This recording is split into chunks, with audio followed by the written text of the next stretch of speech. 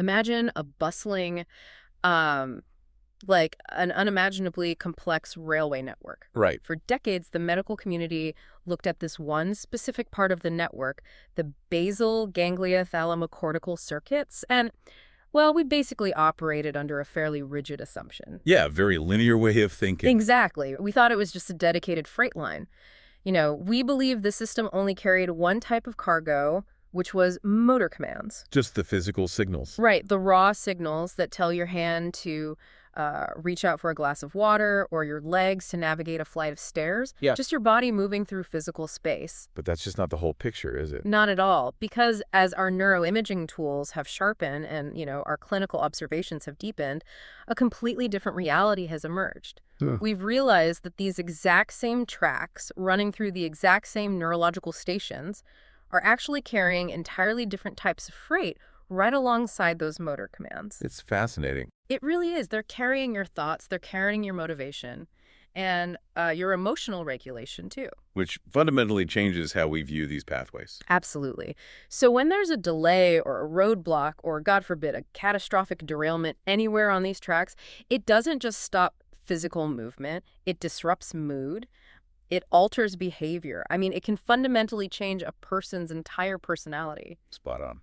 So if you're a psychiatry registrar or a medical student or really any clinician tuning in today, that realization changes everything about how you look at the patient sitting in your clinic.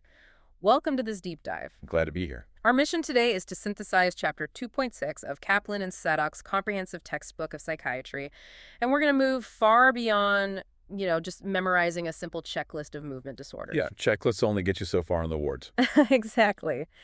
The goal here is to build a robust conceptual mental model. We want to explore how these circuits of action actually shape thought and mood, ensuring that your clinical reasoning is always firmly grounded in the underlying neuroscience. And that railway metaphor you just used, it serves as a really perfect anchor for the core definition we need to hold on to for this entire discussion. How so? Well, psychiatry, at its most fundamental level, is the study of how the brain, the mind, and experience interact. And crucially, it's the study of how that complex, delicate interaction can go wrong. Right. When we examine movement disorders through a psychiatric lens, we're basically staring directly at that crossroads. We're observing profound, undeniable biological proof that movement, emotion, and cognition are not, they aren't isolated departments operating independently in the brain. They're sharing the exact same hardware. Precisely. A structural failure in the motor system almost guarantees a reverberating failure in the psychological system. So if we want to understand how a tremor and, say, a severe depressive episode can emerge from the exact same lesion, we first need to map out that underlying neural architecture. We need to look closely at the tracks themselves. Right. The textbook breaks this down into the cortical-subcortical loops. Can you walk us through those? Sure. So current models of basal ganglia and cortical physiology outline 5 adjacent anatomically distinct loops. 5 of them. Yeah. We've got the motor, the oculomotor, the limbic, the anterior cingulate, and the prefrontal loop. So 5 distinct circuits operating in parallel. And despite serving vastly different functions, ranging from moving your eyes to track a target all the way to regulating a really complex emotional response to a piece of bad news, these loops share a nearly identical structural sequence, don't they? They do. The architecture is elegantly repetitive. Let's trace the path. Okay, let's do it. Every single loop begins up in the higher level cerebral cortex, which is basically the command center. Right. From the cortex, the signals project downward into the striatum. And the striatum comprises the caudate and the putamen, right? Exactly. It acts as the primary receiving bay, sort of the main input station of the basal ganglia. Got it. Once the striatum processes that incoming signal, it sends it along to the primary output structures. These are the internal segment of the globus pallidus, often abbreviated as the GPI, and the substantia nigra pars reticulata, or the SNPR. Okay, so GPI and SNPR. Yeah. Think of them as the outgoing dispatchers. From there, the output is routed to specific relay stations within the thalamus. And then it loops back. You've got it. Finally, the thalamus completes the circuit by projecting the refined signal right back up to the original area of the cortex. Okay, so the sequence is cortex, then striatum, then GPI or SNPR, then thalamus, and right back to the cortex. That's the exact loop. It's a continuous reinforcing loop. But inside that loop, it isn't just a simple electrical wire transmitting a single on signal, is it? Far from it. Right, because the system relies on this constant push and pull. This is where the textbook really delves into the direct and indirect pathways. The basal ganglia's wiring is notoriously complex. It relies on a whole series of double negatives to actually create movement. It's very counterintuitive at first. Yeah, it really is. I've always found it helpful to visualize this using a driving analogy. Within these striatonigral pathways, you essentially have an accelerator and a brake. That's a great way to frame it. The direct pathway functions as your accelerator. It's mediated by dopamine D1 receptors, its overall effect is excitatory, and its entire physiological purpose is to promote and facilitate movement. It basically tells the cortex, go. Right. While the indirect pathway acts as the brake. And that one uses different receptors. Yeah, it's mediated by dopamine D2 receptors. Its overall effect is inhibitory, and its job is to restrict, suppress, or refine movement. It tells the system to stop or slow down. To keep things controlled. Exactly. It prevents unwanted competing movements from interfering with your intended action.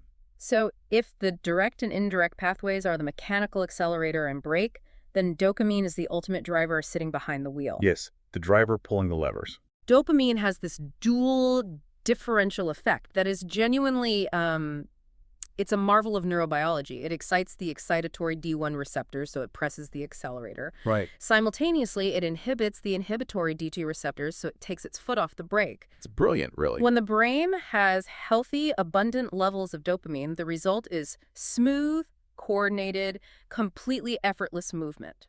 But the clinical picture changes drastically when that driver goes missing. Right. What happens then? When dopaminergic neurons die and dopamine is lost from the system, the entire network defaults to a highly restrictive lockdown state. Because there's no one pressing the pedals. Exactly. The accelerator is no longer being pressed and the brake is slammed down to the floorboard and gets stuck there. Wow. Overactivity in the indirect pathway sends massive inhibitory input to the thalamus. The thalamus, suffocated by this inhibition, fails to excite the cortex. And that physiological chain of events is the exact anatomical basis for hypokinesia, isn't it? Spot on. It's the profound slowness, the stiffness, the inability to initiate movement that we see in neurodegenerative conditions like Parkinson's. And if we flip the scenario, like if you have overactivation of the direct pathway, meaning the accelerator gets stuck permanently down, you get hyperkinesia. Yes. The body simply cannot suppress unwanted movements. We see this vividly in the clinic with levodopa-induced dyskinesias, right? Where flooding the system with synthetic dopamine causes the patient to experience these involuntary, excessive coriform movements. They're writhing because the accelerator is pinned to the floor. Exactly. It's too much GUI signal. So consider the implications of that architecture. We have these 5 loops, the motor, the limbic, the prefrontal, and so on. They sit side by side, and they operate on these exact same mechanical principles of accelerators and brakes. Parallel circuits. Right. So if a lack of dopamine in the motor loop predictably freezes the body, is it inevitable that a spillover effect occurs?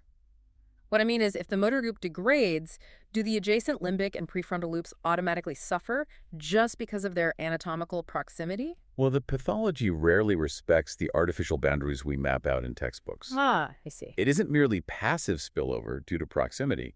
The degenerative process itself, whether that's the death of dopaminergic neurons or the insidious spread of abnormal proteins, actively infiltrates the adjacent parallel circuits. So it's actively spreading into them. Exactly. When a disease damages the dopaminergic projections to the striatum, it doesn't selectively starve only the motor loop of dopamine.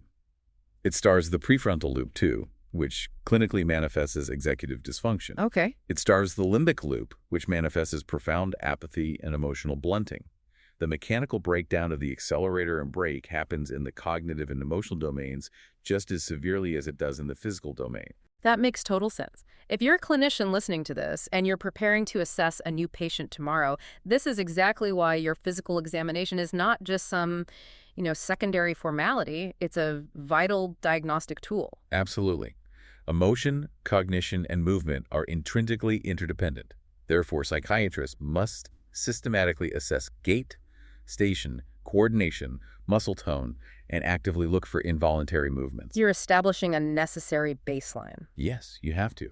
Consider an older adult who presents to your clinic with what appears to be a severe melancholic depression. Okay, a pretty common presentation. Right. They might walk into the room very slowly, sit with a hunched posture, exhibit a flattened effect, and speak in a low, monotonous voice. Yeah, on the surface, that looks exactly like a primary major depressive episode. It does.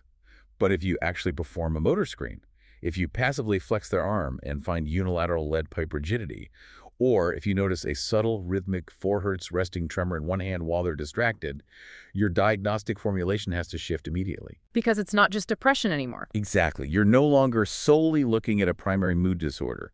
You're looking at the onset of Parkinson's disease. And prescribing them an SSRI and sending them home isn't going to fix the underlying dopamine deficit that's causing both their rigidity and their mood collapse. It absolutely won't. Furthermore, the drugs we prescribe every single day as psychiatrists are antipsychotics, are mood stabilizers. These are blunt instruments that act directly on these exact same pathways. Right. We are deliberately manipulating the accelerator and the brake. We are. And we can cause medication-induced Parkinsonism, acute dystonias, or tardive dyskinesia. So if you haven't meticulously documented the patient's baseline motor function before you initiate a D2 blocking agent like haloperidol or risperidone, you'll be flying blind later on. Totally blind. You won't know if that new subtle tremor is an underlying neurodegenerative disease unmasking itself or a direct side effect of your treatment. Right. Knowing the baseline allows you to tease apart whether it's a primary motor disorder, a psychiatric manifestation, a drug effect, or just a complex compounding interaction of all three. Which it often is. So we've mapped out the tracks, we understand the accelerator and the brake, but knowing where the damage occurs is really only the first layer of the puzzle. We have to understand how the damage physically happens, how it initiates, and how it spreads through the brain over time. And to grasp the how, we have to delve into the proteinopathies. Ah, right. Historically in medicine, we classified neurodegenerative diseases by their clinical phenomenology. We grouped them by what they look like to the naked eye. Like all the patients with tremors and stiffness went in one bucket. Exactly. And all the patients with memory loss were put in another bucket. But the modern neuropathological approach has shifted dramatically. We now group these diseases by the specific abnormal proteins that misfold, accumulate, and eventually destroy the neuronal networks.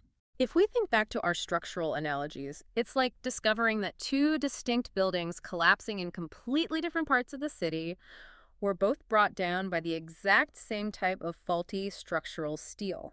That's a brilliant way to put it. The two major pathological groups we deal with in movement disorders are synucleinopathies and the tauopathies. Yes. If synuclein is the faulty steel causing one type of collapse, tau must be a different structural failure entirely.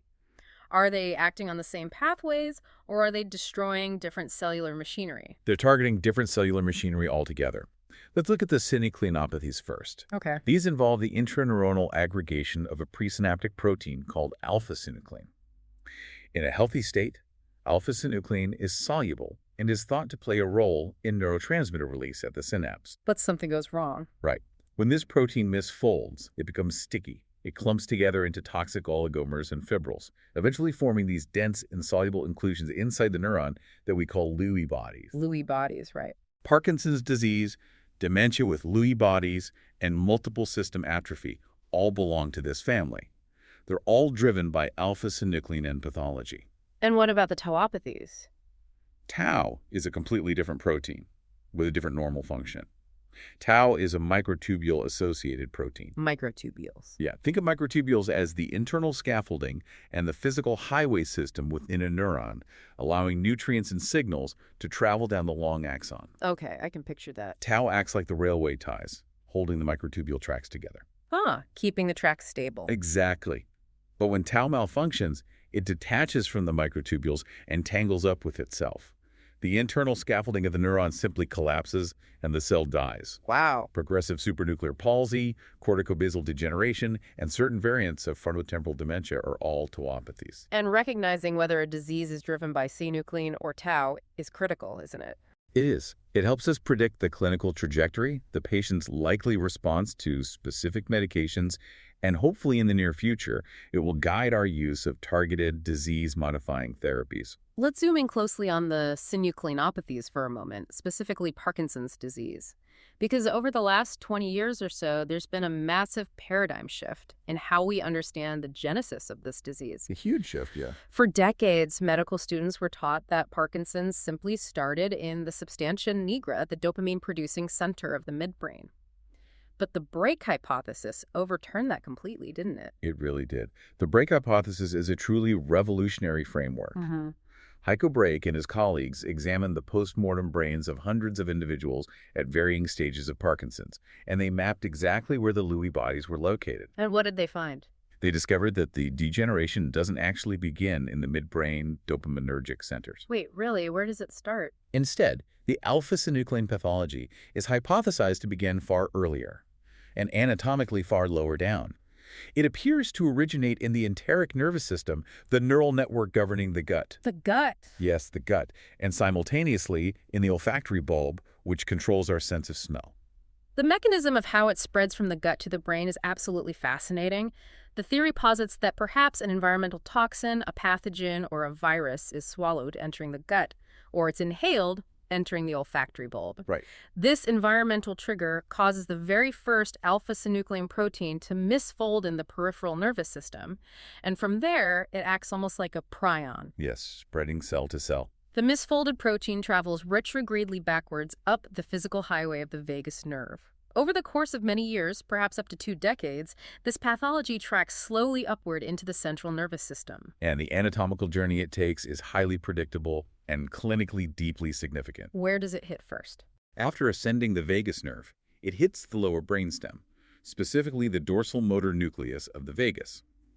Then it climbs higher into the brainstem, infiltrating the serotonergic raphe nuclei. Okay, hitting serotonin. Then it hits the noradrenergic locus coeruleus. Only after years of this upward march does the pathology finally ascend high enough to reach the substantia nigra pars compacta in the midbrain. It's like an insidious rot starting in the basement plumbing of a house. It works its way up through the floorboards, silently destroying the structural integrity of the home for years. That's a really dark but accurate picture. By the time the rot finally reaches the living room floor where you can actually see the damage, by the time the patient develops that classic motor triad of resting tremor, rigidity, and bradykinesia, the floor has already caved in. They've already lost 60 to 80% of their substantia nigra dopaminergic neurons. That analogy perfectly captures the clinical reality of the Brake hypothesis. It biologically explains the prodromal phase of Parkinson's disease. The prodrome? Yeah. Because the pathology devastates the olfactory bulb and lower brainstem long before it touches the motor centers, the earliest symptoms are entirely non-motor. Like what? We see hyposmia, a significant loss of smell. We see severe chronic constipation because the enteric nervous system is failing to drive gut motility. We see REM sleep behavior disorder, where patients physically act out vivid, often violent dreams. Because the mechanism that paralyzes you during sleep is broken. Exactly. The brainstem mechanisms that are supposed to paralyze our muscles during REM sleep have been damaged by the Lewy bodies. And crucially for psychiatrists, we see new onset anxiety and depression. Imagine you're assessing a 65-year-old patient. They have absolutely no previous psychiatric history. They've lived a stable, emotionally resilient life. Suddenly, they develop a significant major depressive episode or a crippling anxiety disorder seemingly out of nowhere. It happens more often than you'd think. And it's accompanied by vague somatic complaints, a bit of constipation, and their spouse mentions they've been thrashing around in their sleep. The clinical reasoning trap here is to view this solely as a late-life primary mood disorder. But if we integrate the Brake hypothesis, your clinical antenna must go up. This depression isn't necessarily a psychological reaction to aging or a life event. No, it's structural. This is the alpha-synuclein pathology hitting the serotonergic raphe nuclei and the noradrenergic locus coeruleus. The psychiatric symptoms are the first visible signs of the rot in the basement. Absolutely. As a clinician, heightened vigilance during this phase is paramount. You might be witnessing the earliest whispers of Parkinson's disease years before a tremor ever appears. It forces us to reframe late-onset psychiatric symptoms entirely. Before we leave the underlying mechanisms, we must touch upon the genetic landscape. We used to view Parkinson's as an entirely sporadic, environmentally driven disease. We did, yes. Now, the genetic picture is rapidly coming into focus. While it's true that over 85% of cases are still considered sporadic, genome-wide association studies have identified over 100 risk loci that increase a person's susceptibility. Furthermore, we've identified over 20 monogenic forms of Parkinson's disease, where a single genetic mutation directly causes the illness. Right. And looking at those specific genes reveals exactly how the cellular machinery breaks down.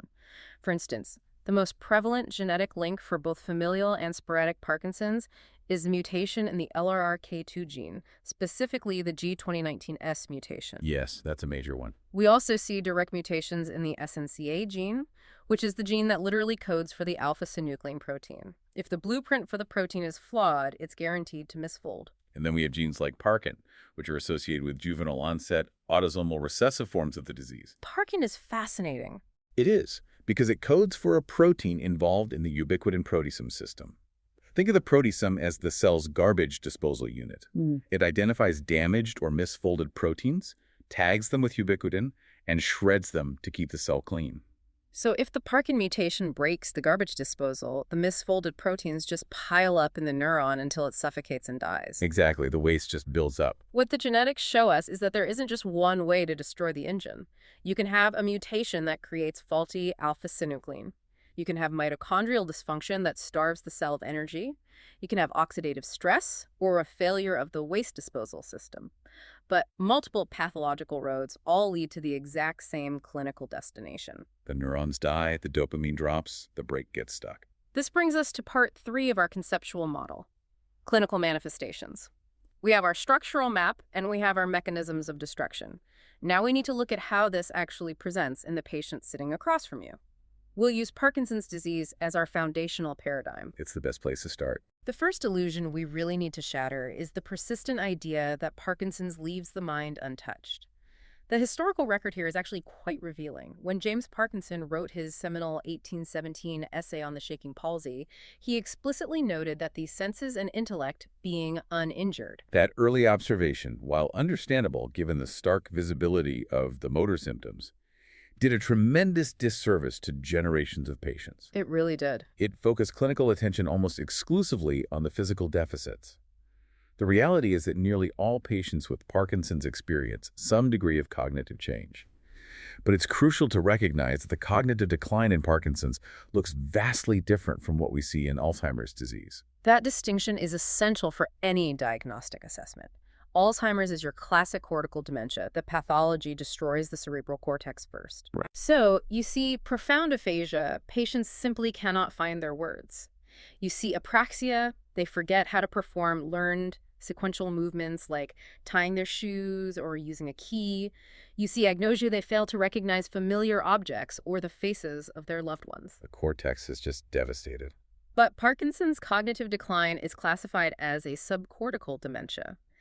Because the pathology starts deep in the basal ganglia and starves the prefrontal cortex of dopamine, what does that actually look like during a cognitive assessment? Subcortical dementia is characterized primarily by executive dysfunction. It's an impairment in the frontal lobe's ability to plan, initiate, anticipate consequences, and smoothly shift attention between tasks. Okay. During an interview, you'll notice profound bradiphrenia. Just as bradykinesia is a slowness of movement, bradiphrenia is a slowness of thought. It takes them longer to process a question and formulate an answer. And the nature of their memory impairment is fundamentally different too, right? Yes. In Alzheimer's, the issue is encoding. The hippocampus is destroyed, so the memory is never stored. If you give an Alzheimer's patient a list of 5 words to remember and ask them 5 minutes later, they will draw a blank. And crucially, giving them hints won't help because the information simply isn't in the brain. But with Parkinson's dementia, the issue is retrieval. The memory is stored, but the retrieval mechanism is broken. Exactly. If you give a Parkinson's patient that same list of words, they might fail the immediate free recall. But if you provide a multiple choice cue, if you ask, was one of the words apple, orange, or banana, they can suddenly identify the correct answer. Because the filing cabinet is still intact and the files are inside. Right. But the frontostriatal network, which acts as the librarian whose job is to fetch the files, has basically gone on strike. The librarian on strike is an excellent way to conceptualize it. This executive dysfunction, often presenting as mild cognitive impairment or PDMCI, affects roughly 80% of patients. Wow, 80%. Yeah.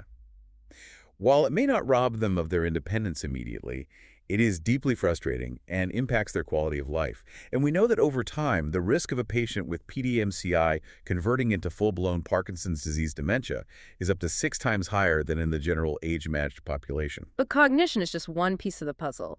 The psychiatric manifestations, the mood and behavioral changes are where clinical management gets incredibly complex because you're constantly trying to tease apart what is the underlying disease process and what is an iatrogenic side effect of the treatment. It can be a real nightmare.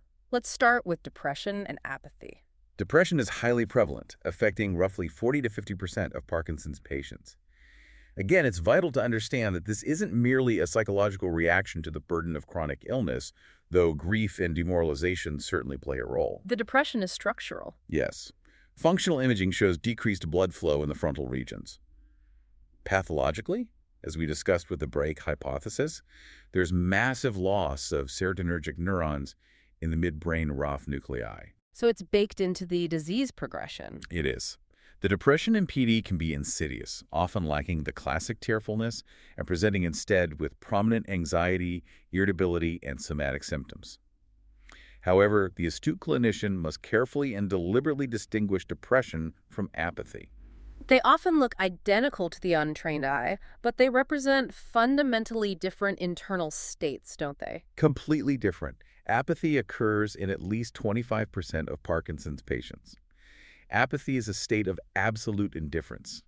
It's a profound lack of motivation, a lack of initiative, an absence of goal-directed behavior, and a flattening of emotional resonance. So they just don't feel the drive to do anything. Right. A depressed patient is suffering internally. They feel sad, they feel guilty, they feel hopeless about the future. Yeah. An apathetic patient simply does not care. They are entirely content to sit in a chair staring at the wall for 6 hours, and they are not distressed by their lack of activity. It's the family members who are distressed. Caregivers frequently misinterpret apathy as willful laziness, stubbornness, or a severe depressive episode. Very frequently. And from a pharmacological standpoint, while depression involves serotonin and dopamine deficits, apathy appears tightly linked to the noradrenergic system, specifically the loss of cells in the locus coeruleus. Exact. So if you misdiagnose apathy as depression and hit the patient with a standard SSRI, you might not touch the apathy at all. In fact, by boosting serotonin and potentially downregulating dopamine transmission, SSRIs can sometimes cause or actively worsen apathy. That's a crucial clinical pearl. Let's move to a symptom that alarms families even more: psychosis. When a Parkinson's patient begins hallucinating, what is the underlying mechanism? Psychosis in Parkinson's typically presents as visual hallucinations. They're often incredibly vivid, fully formed, and silent patients might see animals, children, or unknown adults standing quietly in the room. That sounds terrifying. It can be. Now, while the natural progression of the disease, specifically the spread of Lewy bodies through the cortex and the resulting cholinergic deficit certainly contributes to psychosis, the clinician must always suspect the treatment first. Ah, the medication. Yes. Our dopaminergic therapies, like levodopa, are designed to flood the dopamine-depleted striatum to restore the motor loops. But that synthetic dopamine doesn't stay neatly contained within the motor circuits. It spills over, hypersensitizing the mesocortical and mesolimbic dopamine receptors. So we're inducing an artificial hyperdopaminergic state in the psychiatric loops. Exactly, which clinically manifests as psychosis. And that spillover effect perfectly sets up what is arguably the most fascinating and frankly devastating clinical phenomenon in this entire chapter: impulse control disorders, or ICDs. These are profoundly challenging to manage. To combat motor freezing, we prescribe dopamine agonist medications like pramipexole and ropinirole. These drugs don't just provide raw dopamine, they directly stimulate dopamine receptors. We are giving the basal ganglia a massive go signal for movement. Right. But accidentally, because these specific drugs have a very high affinity for the dopamine D3 receptors located heavily in the mesolimbic system, we're delivering an overwhelming go signal directly to the brain's most primal reward and pleasure pathways. It is a profound iatrogenic tragedy. Up to 14% of patients on dopamine agonists develop impulse control disorders. 14%? That's huge. It is. We see severe pathologic gambling. A conservative, frugal individual who has never placed a bet in their life will suddenly drain their retirement accounts and secretly remortgage their house at an online casino. Oh, wow. We see extreme hypersexuality, sometimes involving new paraphilias, constant demands on a spouse, or flagrant promiscuity that's entirely out of character and destroys marriages. We see uncontrolled, reckless shopping, hoarding, and binge eating. The insidious nature of ICDs is that patients often lack insight initially, and even when they realize the behavior is destructive, the dopaminergic drive is so overwhelming that they literally cannot stop. They are deeply ashamed, so they hide the behavior until catastrophic financial or social ruin has already occurred. They hide it very well. I recall reading a case study of a retired accountant with Parkinson's. He was a meticulous man, deeply risk-averse. He was started on ropinirole for his tremors. Within 6 months, he had secretly applied for a dozen credit cards and gambled away £500,000 on sports betting apps. Good Lord. His wife only discovered what had happened when the bailiffs arrived at their door. The medication didn't just ease his tremor, it completely hijacked his reward circuitry. It dismantled his prefrontal cortex's ability to evaluate risk and inhibit impulses. It turned a cautious man into an addict. And viewing it as an addiction is the correct neurobiological paradigm. It is a medication-induced addiction. And the spectrum of compulsive behaviors extends beyond the classic ICDs. We also see phenomena like punding. The textbook uses this term punding, which initially sounds bizarre, but when you look at the actual behavior sorting, disassembling, arranging endlessly, it looks almost like a profound manifestation of obsessive-compulsive disorder. It does resemble OCD, but without the underlying anxiety driving the compulsion. Punding is an intense, time-consuming preoccupation with seemingly meaningless, repetitive, and non-goal-directed activities. Like what? A patient might spend 8 straight hours emptying a toolkit, sorting the screws by size, putting them back, and then immediately emptying it again. Or they might endlessly take apart a radio and try to put it back together. They become entirely absorbed in the motor repetition. That's incredible. Then there is hobbyism, where a patient becomes obsessively, unhealthfully fixated on a specific project, writing, or internet use, entirely neglecting sleep, food, and social interaction. And there's walkabout, which involves excessive, continuous, aimless wandering. And then there's the most meta of all these complications, where the treatment literally becomes the object of the compulsion. Dopamine dysregulation syndrome. Yes, DDS. This is a terrifying scenario where the patient actually becomes addicted to the levodopa itself. So they just keep taking more. Compulsively. They overuse their dopaminergic medication, demanding or secretly taking doses far exceeding what is required for motor control. They are desperately chasing the mood elevation and the dopaminergic high of the drug, or they're terrified of the dysphoria associated with the off state. Right. They will continue to consume massive quantities of levodopa even as it causes them severe writing dyskinesias. The brain's reward system has been completely co-opted. The clinical takeaway here is immense. If you're reviewing a Parkinson's patient in clinic, you cannot simply ask, "How is your tremor? Are you moving better?" You have to sit the patient and their family down and ask direct, explicit, often uncomfortable questions.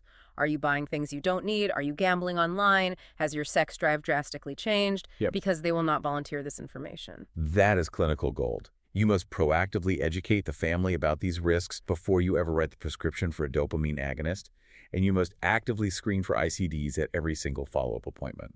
Okay, let's expand our clinical map. Parkinson's disease is our baseline. But what happens when a patient walks into your clinic exhibiting Parkinsonism tremor, rigidity, slowness, but the pathology isn't idiopathic Parkinson's? The atypical syndromes. Right. As psychiatrists, how do we differentiate these atypical movement disorders, often referred to as Parkinson's plus syndromes? They mimic PD in the early stages, but their psychiatric profiles and clinical management are vastly different. Very true. If lack of dopamine freezes the body in PD, what happens when it's an accumulation of toxic tau protein? Let's start with a clinical showdown. Progressive supranuclear palsy versus corticobasal degeneration, PSP and CBD. This is a vital diagnostic distinction. As you noted, both of these are tauopathies. They both involve the destructive accumulation of the tau protein, but they target different neural neighborhoods, resulting in starkly different clinical and psychiatric profiles. Let's examine PSP first. After Parkinson's, PSP is the second most common Parkinsonian syndrome. The hallmark motor sign is a supranuclear gaze, palsy specifically. Patients lose the ability to look downward. Their eyes become locked. They can't look down at all. No. Additionally, they suffer from early, severe postural instability. In Parkinson's, falls usually happen late in the disease. In PSP, because of profound axial rigidity stiffness in the trunk, rather than just the limbs, they suffer frequent, unprovoked falls backwards within the first year or two. But cognitively and psychiatrically, what's the defining feature of PSP that a psychiatrist would notice during an interview? The defining feature is apathy. Profound, crushing, relentless apathy. It's the most common behavioral feature, often appearing before the motor signs are fully recognized. They lose all interest, initiative, and drive. Which, again, gets misdiagnosed as depression. Constantly. It's frequently misdiagnosed by psychiatrists as a severe treatment-refractory depression. But crucially, alongside the apathy, they also suffer from emotional incontinence or pseudobulbar effect. What does that look like? Because the descending tracts that normally inhibit the brainstem's emotional motor centers are severed by the tau pathology, the patient will experience abrupt, explosive episodes of crying or laughter. These episodes are completely inappropriate to the context and entirely incongruent with their actual internal mood. So they might be crying but not feel sad. Exactly. You combine that profound apathy, the emotional ability early falls backwards, and the inability to look down, and you have the classic presentation of PSP. Now contrast that tauopathy with corticobasal degeneration, CBD. CBD presents entirely differently. While PSP features symmetrical axial rigidity, the motor signs in CBD are highly asymmetric. The tau pathology heavily targets the parietal lobes and the basal ganglia on one side of the brain. Okay, so it's one-sided. Yes. This results in severe unilateral rigidity and apraxia. They forget how to use the limb entirely. And the classic, almost unbelievable clinical hallmark of CBD is the alien hand syndrome. The descriptions of this in the literature are surreal. It is exactly what it sounds like. The patient's hand seems to possess an autonomous mind of its own. Literally. The patient will report with immense distress that their hand is acting independently, sometimes purposefully interfering with what their other healthy hand is trying to do. Like fighting with themselves. Yes. They might be trying to button a shirt with their right hand, and their left alien hand will reach up and unbutton it. Or the alien hand might spontaneously grasp an object and refuse to let go. It's a profound neurological failure. The parietal lobe's sense of bodily agency has been completely disconnected from the frontal lobe's motor output. The hand moves, but the brain doesn't claim ownership of the movement. Psychiatrically, while apathy defines PSP, major depression is much more prevalent in CBD, likely exacerbated by the sheer terror and frustration of losing control over one's own body. Understandably so. So, profound apathy and a vertical gaze palsy point to PSP, asymmetric apraxia, depression, and an alien hand point to CBD. That is a robust clinical rule of thumb. Let's look at another major mimic, dementia with Lewy bodies or DLB. As we discussed earlier, this is a synucleinopathy, just like Parkinson's. The abnormal protein is exactly the same. But the temporal sequence of the symptoms is everything. Timing is the defining diagnostic feature of DLB. In typical Parkinson's disease, the motor symptoms emerge first, and the cognitive decline and dementia follow many years, often a decade later. In DLB, the cortical Lewy body pathology is so aggressive that the cognitive decline and the Parkinsonian motor signs onset almost simultaneously. The one-year rule. Yes, the clinical rule is this. If a patient presents with early fluctuating dementia, spontaneous Parkinsonian motor signs, and vivid visual hallucinations, especially if all of this emerges within the first year of symptom onset, you must suspect DLB. And here is the critical clinical warning for any psychiatry trainee or emergency physician listening right now. Imagine a patient with undiagnosed DLB comes into the emergency department. They are agitated, they're experiencing terrifying visual hallucinations, and they look a bit stiff. Your first instinct, relying on standard acute tranquilization protocols, might be to order a dose of a typical antipsychotic like haloperidol. Why is that a potentially fatal mistake? It cannot be overstated. Patients with DLB have an exquisite, extreme physiological sensitivity to neuroleptic medications. DLB involves a massive, widespread loss of both dopamine production and dopamine receptors in the striatum. The system is hanging on by a thread. So if you block them... If you administer a potent D2 blocking agent like haloperidol, you block the few remaining receptors entirely. This can precipitate an acute, severe, and potentially irreversible worsening of their Parkinsonism, plunging them into a state resembling neuroleptic malignant syndrome. They just freeze. They become entirely frozen, rigid, unable to swallow, and febrile. It can easily be fatal. This is precisely why you must take a careful history. You must actively look for early, fluctuating cognitive changes and spontaneous motor signs before you reach for a typical antipsychotic. That is absolutely a do not miss diagnosis. Let's shift gears from the Parkinsonian hypokinetic disorders to the hyperkinetic ones. I want to delve into Huntington disease. HD is a genetic tragedy of the highest order. It really is. It's an autosomal dominant disease caused by a CAG trinucleotide repeat expansion on chromosome 4, which produces a toxic mutant Huntington protein, and it exhibits a phenomenon called anticipation. This means that if the mutated gene is passed down from the father, the CAG repeat length tends to expand during spermatogenesis. The longer the repeat, the earlier and harder the disease strikes in the next generation. The genetics are cruel. But while the movement disorder is iconic, I want to focus on the psychiatric burden because it often devastates the patient long before the famous chorea ever appears. The chorea, the continuous, irregular, writhing, dance-like movements, is what the public and many physicians immediately associate with HD. But the psychiatric manifestations are paramount, and they are incredibly destructive. Up to 80% of patients will develop severe non-cognitive psychiatric disorders, and these often emerge 10 to 15 years before the chorea begins. 10 to 15 years, that's a massive window. Yes. Because the mutant protein heavily damages the caudate nucleus and the frontal subcortical circuits, we see drastic personality changes. We see extreme explosive irritability, we see severe depression, and sometimes acute psychotic presentations that are clinically indistinguishable from first episode schizophrenia or severe obsessive-compulsive disorder. And the suicide risk in these patients is just staggering. It's heartbreaking. The incident rate of suicide and suicide attempts in HD gene carriers is up to 10 times greater than in non-carriers. And we must be clear, this immense suicide risk isn't merely a psychological reaction to the despair of knowing what the genetic diagnosis means for their future. It's not just the bad news. No, it's a direct biological consequence of the neural circuitry degrading. The frontal subcortical damage leads to profound impulsivity paired with severe depression. It's a lethal combination. Imagine you're taking a history from a 35-year-old patient who's presenting with severe treatment-resistant depression and unpredictable explosive anger. You dig into the family history, and the patient tells you, well, my grandfather was institutionalized in his 40s for a nervous breakdown, and my dad drank himself to death. But I remember he was always very clumsy, always dropping things and twitching. That history should ring alarm bells. As a clinician, putting those pieces together and suspecting Huntington's carries immense ethical weight. It's one of the heaviest clinical responsibilities in our field.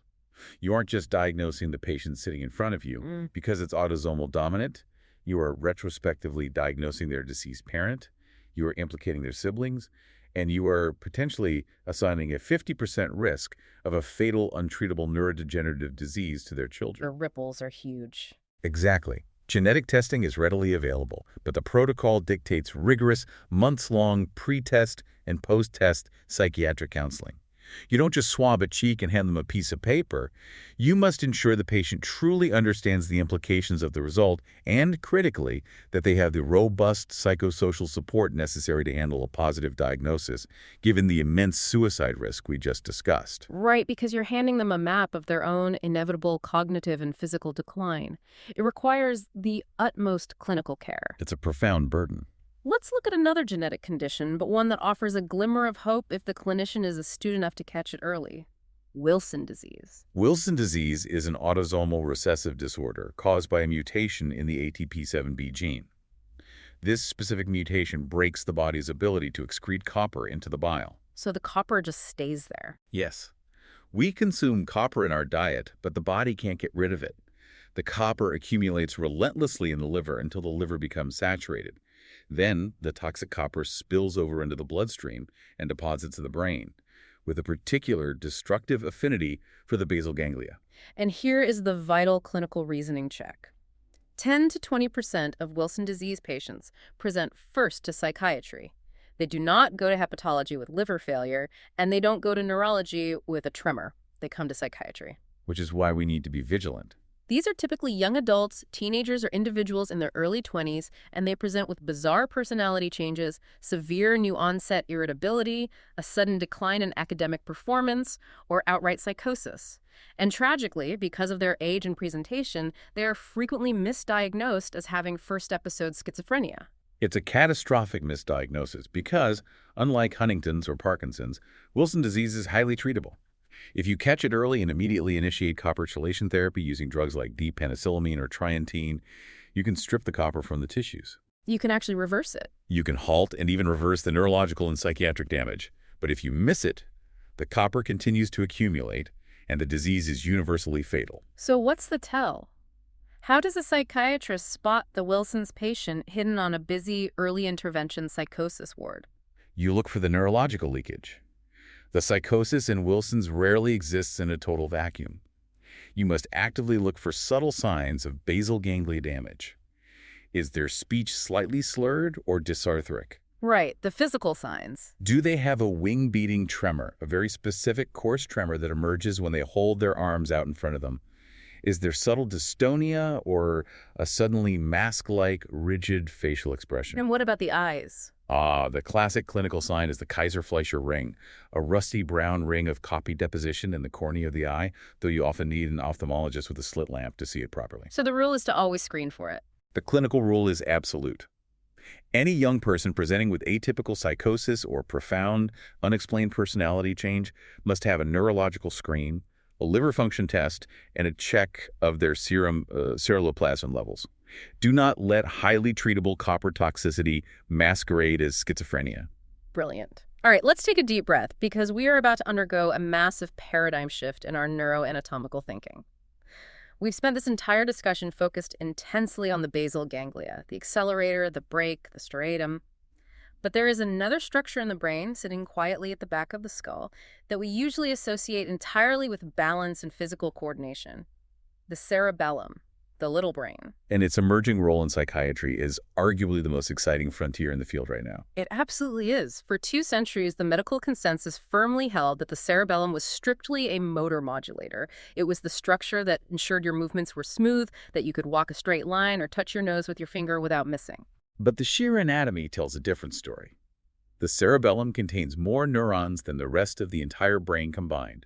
It's packed with billions of granule cells and massive, highly complex Purkinje cells. And they aren't just talking to muscle. No. Recent advanced neuroanatomical tracing has proven that the cerebellum does not just talk to the motor cortex. It has massive, reciprocal, two-way computational loops with the prefrontal cortex, the posterior parietal cortex, and the limbic system. So it's wired into our emotion, thinking, and planning centers just as heavily as it's wired into our movement centers. And this brings us to the work of Dr. Jeremy Schmahmann and a concept that I find breathtakingly elegant, the dysmetria of thought hypothesis. Let's break down the word dysmetria. In classical neurological terms, dysmetria means an inability to judge distance or scale during a physical movement. Like missing a target. Yes. If you have a cerebellar lesion, and I ask you to reach out and pick up a coffee cup, your hand might overshoot the cup entirely, or reach too forcefully and knock it over, or move in a jerky, uncoordinated rhythm. That is motor dysmetria. It's a fundamental failure of the cerebellum to regulate the rate, force, rhythm, and accuracy of the movement. The cerebellum essentially acts as the brain's autocorrect, or its spell checker. It constantly monitors the intended action from the cortex, compares it with the actual action happening in real time, and smooths it out. Exactly. So Dr. Schmahmann asked a profound question. If the cerebellum performs that exact same autocorrect computation for the prefrontal and limbic cortices, what happens when that computation breaks? The dysmetria of thought. The answer is the dysmetria of thought. The hypothesis posits that the cerebellum regulates the speed, capacity, consistency, and appropriateness of our cognitive and emotional processes, just as it regulates the speed and force of our physical steps. That's wild. If you have a lesion in the cerebellum, your physical steps become erratic. But so do your emotional reactions. So do your social interactions. If the emotional spell checker is broken, you overshoot the emotional target. You might laugh hysterically at a solemn funeral. You might fly into a violent, explosive rage because you dropped a pen. You miss the subtle social cues in a conversation. There's a profound unpredictability and illogic to your societal interaction. Yes, and this phenomenon is now clinically codified as the cerebellar cognitive affective syndrome, or CCAS. Patients with cerebellar damage present with prominent executive dysfunction, impaired spatial cognition, linguistic difficulties like a sudden inability to understand metaphors, nuance, or sarcasm, and severe emotional blunting or wild disinhibition. It definitively proves that a purely motor structure does not exist in the brain. And this reframes conditions we thought we completely understood. Take essential tremor, or ET. It's the most common movement disorder globally. For decades, it was dismissed as benign, just a pesky, annoying action tremor when an older patient tries to hold a spoon or write a letter. But it's not benign, is it? Not at all. We now know ET is strongly linked to progressive cerebellar Purkinje cell pathology. And with that underlying cerebellar dysfunction comes significantly higher rates of mild cognitive impairment, particularly frontocerebellar executive dysfunction. So the tremor is just the tip of the iceberg. Exactly. Furthermore, we see much higher rates of depression, anxiety, and sleep disturbances in ET patients compared to the general population. It's a complex neurodegenerative disorder affecting both movement and mood, not just a shaky hand. And then there's dystonia. Dystonia is characterized by involuntary, sustained muscle contractions causing twisting, repetitive movements, or abnormal, painful postures. Cervical dystonia, where the neck twists uncontrollably to one side, is a pretty common presentation. It is. The medical history of dystonia is, frankly, a bit of a dark stain on our profession. For decades, neurologists and psychiatrists routinely dismiss patients with dystonia as suffering from a motor neurosis or conversion disorder. Yeah, we got that completely wrong. Because the physical twisting would sometimes worsen with psychological stress, or could be temporarily relieved by a bizarre sensory trick, like the patient lightly touching their own chin to stop their neck from twisting. The medical establishment decided it was all psychological. It was hysteria. It was in their heads. It wasn't until the late 1990s, when the specific genetic basis for certain early-onset dystonias was discovered, that these patients were finally undeniably vindicated. We now know it's a true structural basal ganglia network disorder. But the story doesn't end with simply recategorizing it as a motor disease. Dystonia is not just a motor problem. We are currently seeing a massive overlap with psychiatric heritability. This is where the transcriptomic data comes in, right? Looking at the actual gene expression in the brain tissue. Yes. Recent complex transcriptomic analyses show that the gene co-expression networks in the brain that are enriched for dystonia risk are the exact same networks enriched for the heritability of severe depression, schizophrenia, and obsessive-compulsive disorder. The genetic blueprints overlap. That's a massive finding. Clinically, patients with focal dystonia have over twice the rate of psychiatric disorders compared to healthy controls. And critically, just like we discussed with the prodrome of Parkinson's, the severe social phobia, the panic disorder, and the major depression often precede the physical twisting of the muscles by years. The mood disturbance isn't just a reaction to the pain of the dystonia. Both symptoms emerge from the exact same shared underlying brain pathology. It's a humbling reminder for all clinicians. We dismiss their physical pain as psychiatric, and now we realize their psychiatric pain is deeply neurological. Let's pull all these threads together. We are moving into part 6, integration and clinical reasoning. You're the psychiatrist standing at the bedside of a patient with a complex movement disorder. You have the structural map, you know the mechanisms of destruction, you recognize the symptoms. How do you actually approach treatment? Because reading this chapter, it sounds like an absolute nightmare of a balancing act. It's the definition of walking a therapeutic tightrope. And the clinician must first accept a difficult truth. Perfect, symptom-free balance is often impossible. You can't fix everything at once. No. Here is the fundamental pharmacological conflict. The dopaminergic treatments that improve the physical motor symptoms inevitably worsen the psychiatric symptoms.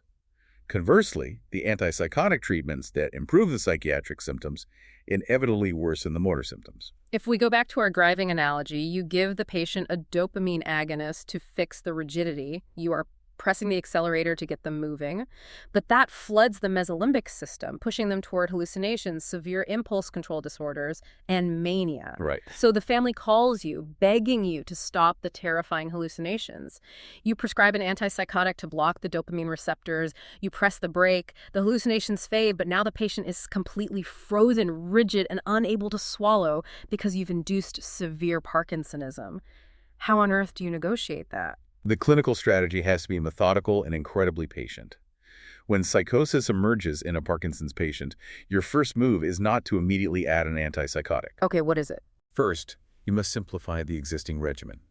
You strip away the medications that are most likely to cause confusion and hallucinations, but offer the least vital motor benefit. You stop the anticholinergics. You stop amantadine. You stop MAOB inhibitors like selegiline. You clear the brush before you chop down the tree. Exactly. If the psychosis still persists after clearing the brush, you look at the core dopaminergic drugs. You favor standard levodopa over dopamine agonists because, as we discussed, agonists are much more likely to trigger hallucinations and impulse control disorders due to their receptor affinity. You gradually reduce the levodopa dose to the lowest possible level that still allows the patient to transfer from a bed to a chair safely. But what if you've reduced the levodopa as much as you possibly can? The patient is still experiencing terrifying hallucinations, and if you reduce it any further, they'll be completely bedbound and risk aspiration pneumonia. That is the moment you carefully introduce an atypical antipsychotic. But your choice of agent is critical. You absolutely cannot use high-potency D2 blockers like haloperidol, risperidone, or olanzapine. They will freeze the patient solid. So what's left? You must use agents with a very low affinity for the D2 receptor, or those that attach and detach rapidly. Quetiapine is frequently used off-label in clinical practice because it is generally well tolerated from a motor standpoint, though its efficacy for severe psychosis is mixed. And clozapine. Clozapine is the gold standard. It is highly effective for Parkinson's psychosis without worsening motor symptoms, but it requires rigorous, exhausting blood monitoring for a granulocytosis. It's a lot of work for the patient. It is. More recently, a drug called pimavanserin has been approved specifically for Parkinson's disease psychosis. It's fascinating because it's a selective serotonin 5-HT2A inverse agonist. It treats the psychosis without blocking dopamine receptors at all, entirely bypassing the motor risk. The pharmacology is intricate. Now, to truly understand the lived experience of these patients, we must discuss the on-off phenomenon, because this is where the medication's half-life directly and visibly manipulates the patient's minute-to-minute emotional state. As Parkinson's disease progresses, the presynaptic terminals degenerate, and the brain loses its physical ability to buffer and store dopamine. The natural reservoir is gone. Therefore, the patient becomes entirely mechanically dependent on the short half-life of the levodopa pill they just swallowed. That sounds like a roller coaster. It is. This leads to dramatic, rapid motor fluctuations. When the medication kicks in and reaches peak plasma concentration, the on period, they can move fluidly, though often with those excessive dyskinesias. When the medication metabolizes and wears off the off period, they rapidly become rigid and frozen. To use our analogy, because the storage tank is empty, taking a levodopa pill is like slamming a brick onto the accelerator. For 2 hours, the car's redlining movement is easy, but maybe erratic. And the exact moment the half-life of that drug expires, the brick vanishes, and the emergency brake slams on instantly. That's exactly how it feels. But the crucial point for psychiatrists is that the mood fluctuates right alongside that motor state. The off period isn't just a physical freezing, it's a profound psychological freezing. During the off state, patients experience acute anxiety, crushing apathy, severe dysphoria, and sometimes debilitating panic attacks. The dopamine crash strips away their emotional resilience. Oh, wow. Then when they take their next dose of levodopa and transition back to the on state, the mood swings wildly in the other direction. The anxiety instantly vanishes, replaced by a wave of euphoria, racing thoughts, and sometimes hypomania or hypersexuality. They are riding a brutal pharmacological roller coaster all day long. So, if a Parkinson's patient complains to you of severe panic attacks that seem to happen at the exact same time every single afternoon, your first instinct shouldn't be to throw an SSRI or a benzodiazepine at them. You need to look closely at their levodopa dosing schedule. They might just be hitting a predictable off-trough. Precisely. Simply adjusting the timing of their levodopa doses, taking them closer together, or using continuous delivery methods like intestinal gels might completely cure the panic attacks without adding a single psychiatric drug. That's amazing. This underscores why holistic management is so vital. You cannot treat the brain in isolation. You must look at the whole picture.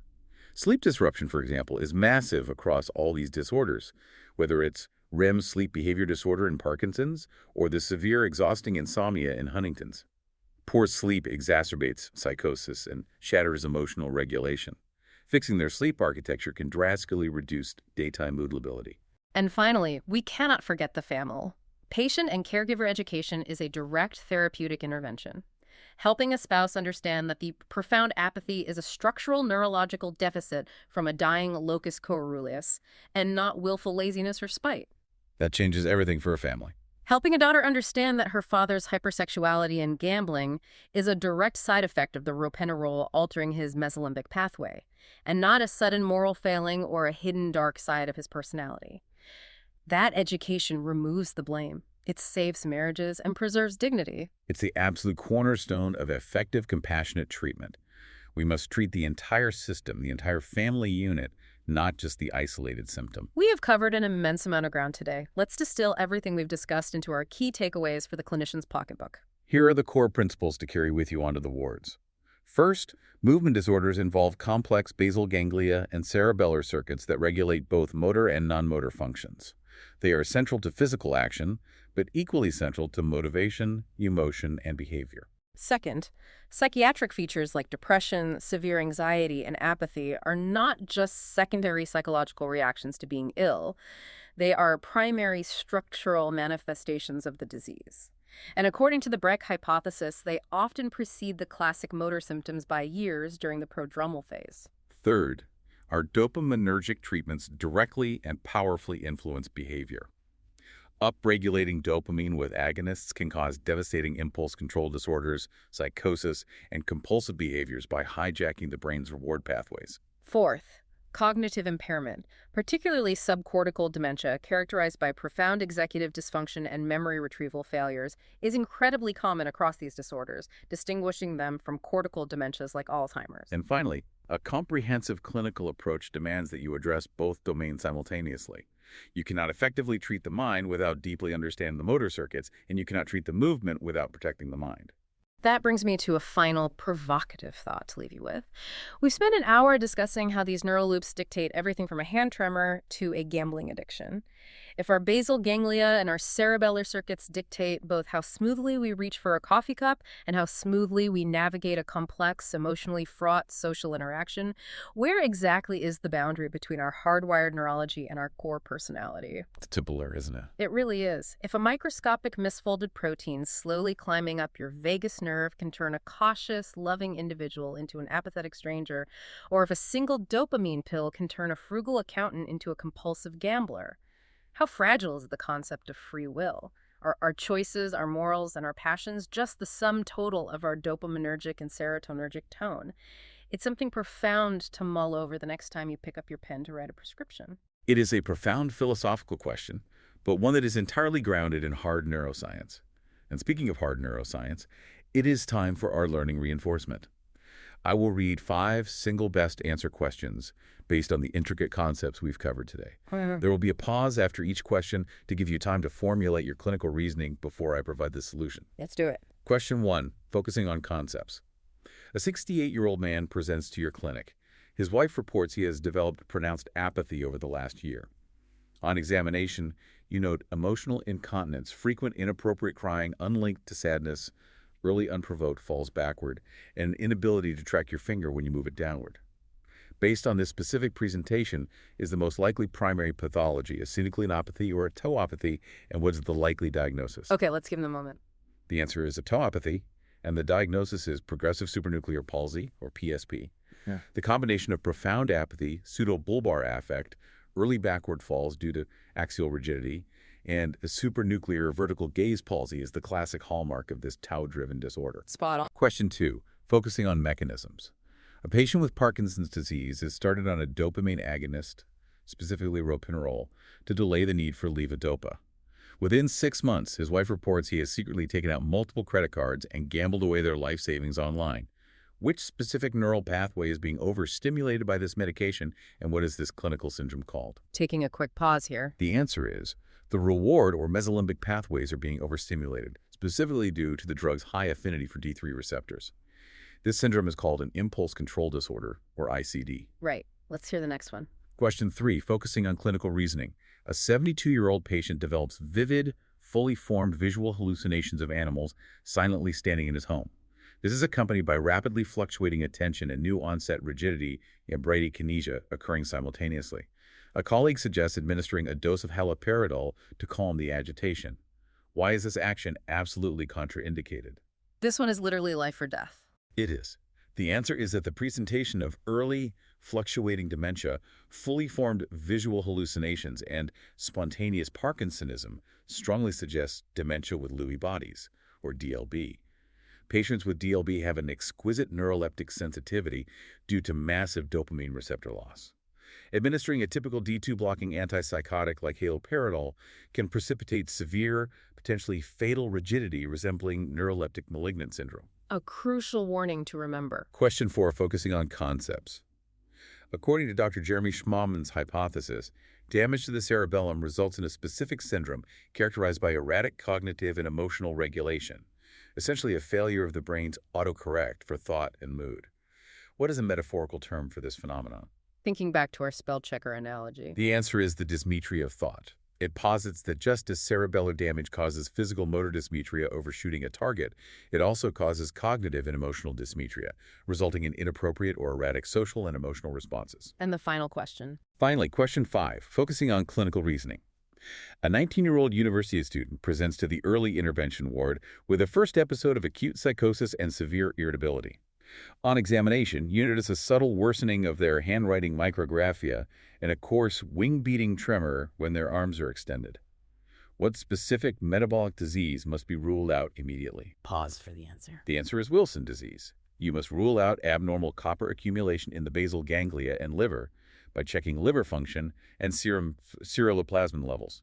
Missing this diagnosis in young-onset atypical psychosis can result in fatal, yet entirely preventable neurological damage. Excellent. I highly encourage all of you listening to go back and read alongside Chapter 2.6 of Kaplan and Sadok's comprehensive textbook of psychiatry to cement these complex models in your mind. Thank you for joining us on this deep dive into the fascinating crossroads where neurology meets psychiatry. Here are the details of this episode. PSYCH 037, Neuropsychiatric Aspects of Movement Disorders. Byline. Beyond movement, when circuits of action shape thought, mood, and behavior.